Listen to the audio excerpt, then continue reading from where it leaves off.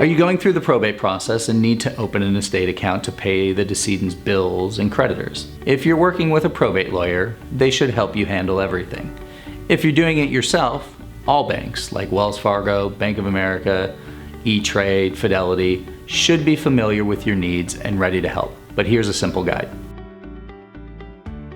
An estate account for your probate is typically opened with the assistance of your probate lawyer. However, any executor appointed by a probate court is authorized to do so. If you're doing it yourself, it's often most convenient to open the estate account at the same bank as the decedent, or at a bank where you have a relationship. Open an estate account in the state where the decedent lived and the court appointed you as executor to handle the decedent's affairs. Again, you may consider opening the estate account at the same bank used by the decedent or at one where you have a relationship.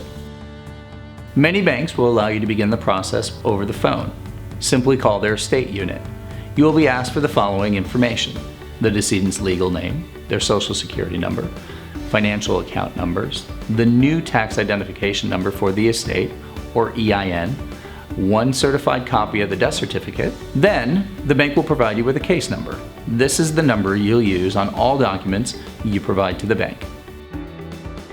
You will need a new tax identification number from the IRS to open the estate account. This ID number, or EIN, should be for the estate only. You can apply for this number online on the IRS website. It's pretty easy. There's a link in this video's description and blog article. For simple estates, a checking account is great.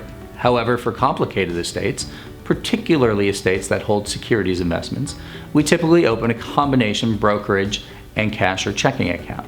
Remember, if you're working with an experienced probate attorney, they'll help you handle it all.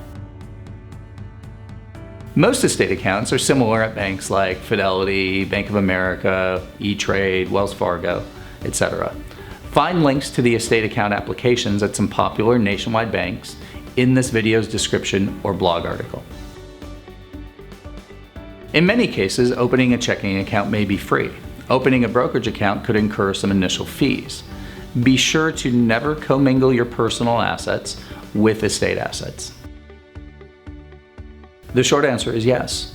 You need to have an account where you can track monies coming in, whether it's interest on a savings account, interest on a interest-bearing checking account, and a place where you can track the expenses that are being paid for estate expenses, creditors that are being paid, and it's going to be much simpler to track those ins and outs if you have one account dedicated to the estate where you can monitor, review, and ultimately report those transactions to the court.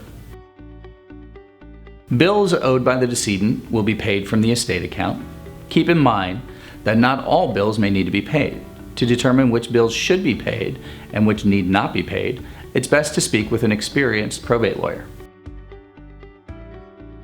You will file a final accounting of the estate with your probate court.